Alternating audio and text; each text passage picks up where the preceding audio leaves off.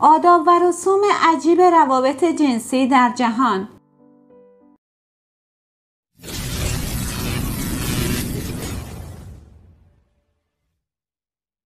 سلام به شما دوستان عزیز و گرامی، به کانال آرام جورنال خوش آمدید.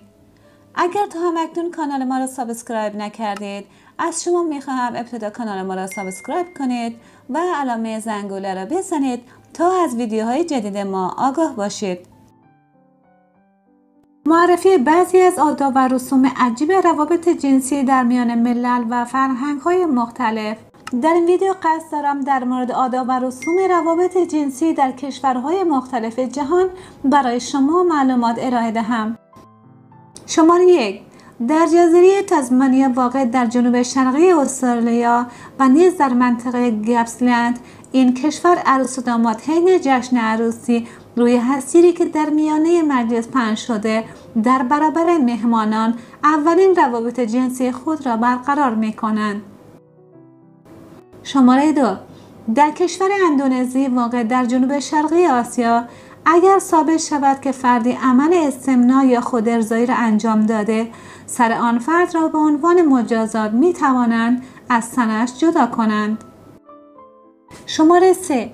بنا به سنتی در تایوان واقع در شرق آسیا، یکی از خویشاوندان یا دوستان داماد باید بکارت عروس را از بین ببرد.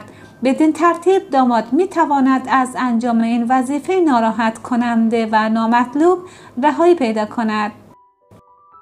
شماره 4.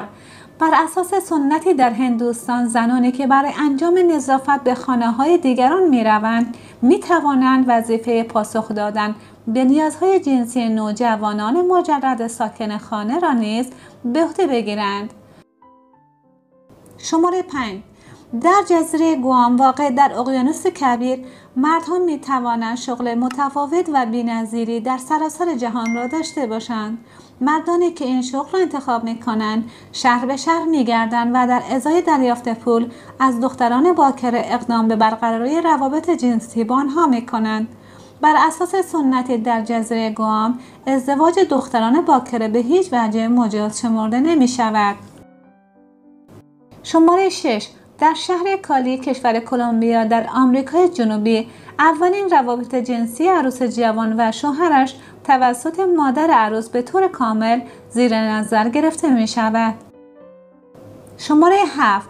بنا به قانون مرسوم به کاین‌وود که در ایالات اریزونای آمریکا جاری است، زوجها می توانند در اتومبیلی که لاستیک آن پنچر شده به معاشقه بپردازند.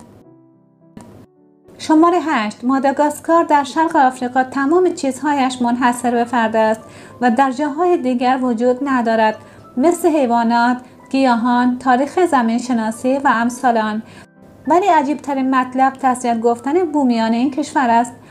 در این کشور رسم است، شاید همین الان نیز باشد، که بعد از دفن متوفا همسر وی در آستانه کلبه خودش لخت مادرزاد می‌خوابد و مردان قبیله که می‌خواهند به او تسلیت بگویند او را در آغوش گرفته و معاشقه کاملی انجام می‌دهند تا انزال صورت گیرد و تا زمانی که زن بیوه اجازه ندهد باید عشق بازی ادامه داشته باشد. طبق نظر و درخواست بیوه برای شادی روح شوهرش این مراسم بین 3 تا 40 روز طول می کشد و اگر زن باردار شد، پدر بچه همان شخص متوفا تلقی می شود و قبیله به وی احترام زیادی می گذارد. اگر مردی از این کار خودداری کرد، توهین به متوفا تلقی می شود. در این 40 روز زن کار نمی کند و دیگران برایش غذا می آورند و یا بچه هایش را نگهداری می کنند. آدم دزدی و ازدواج. قبیله‌ای به نام لاتوکا در سودان رسم بسیار عجیبی برای ازدواج دارند. اگر پسری قصد ازدواج با دختری را داشته باشد، او را می‌دزدد. بعد از دزدیدن دختر، بزرگان فامیل پسر نزد پدر دختر رفته و از او درخواست کمک به دخترش را می‌کنند. اگر پدر دختر با ازدواج موافق بود، به عنوان نشانه موافقتش آن پسر کتک می‌زند و اگر موافق نبود، پسر دزد به زور با دخترش ازدواج می‌کند. من فکر می‌کنم همه دخترها به خاطر اینکه در لاتوکا به دنیا نیامدن باید خدا را شکر کنند. رسم شارو. به نظر من رسم اشاره یکی از احمقانه ترین و غیر انسانی ترین رسومی است که کسی می تواند انجام دهد. بعضی از مردم مالی نیجریه و کامرون پسری که به سن ازدواج رسیده و قصد زن گرفتن دارد را در انظار مردم کتک میزنند. یک فرد قلدر پسر را کتک میزند و این پسر جوان مجبور است علائم درد و رنج خود را پنهان کند. اگر او بتواند با موفقیت کتک ها را تحمل کند پس تبدیل به مرد شده است و اگر شکست بخورد نمیتواند همسری اختیار کند. تعداد بسیار زیادی از پسران در حین اصابت کردن مردانگیشان جان خود را از دست دادند. مراسم کواتا یکی دیگر از رسومی که مربوط به پسران می شود. در زمانی که آنها قصد ازدواج کردن دارند باید مردانگی خود را ثابت کنند. در مراسم کواتا پسران بالغ در فصل زمستان در جایی منزل داده با آنها را ختنه کرده. در همین حین آنها باید کارهای سخت و کشنده ای را انجام دهند مثل رقصیدن‌های مداوم و غیره که اغلب این کارهای سخت منجر به مرگ پسران می شود.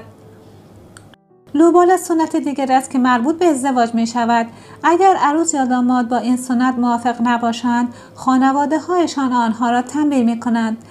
طبق این رسم بین خانواده عروس و داماد مذاکره صورت می‌گیرد و در مورد قیمتی صحبت می‌کنند که داماد باید برای ازدواج با دختر مورد علاقه‌اش بپردازد. مثلا اگر دو خانواده نزدیک یکدیگر زندگی می‌کنند نباید تلفنی اقدام به این کار کنند یا ملاقات کوتاهی داشته باشند، بلکه باید حضوری ملاقات کرده و مذاکره حتما در نوشته‌ای ذکر شود. آنها اعتقاد دارند اگرچه خانواده ممکن است سالهای دیگر را بشناسند اما در مورد رسم لوبالا نظر یکدیگر را نمی‌دانند. به عبارت دیگر آنها همدیگر را در زمینه تعهد و وفاداری و تقدس ازدواج نمی‌شناسند.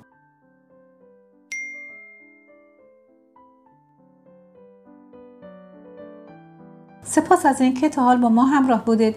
لطفاً برای حمایت ما کانال ما را سابسکرایب کنید و نظرها و انتقادات و پیشنهادات خود را در بخش کامنت با ما شریک سازید. شب و روزتان خوش. خداوند یار و نگهدارتان.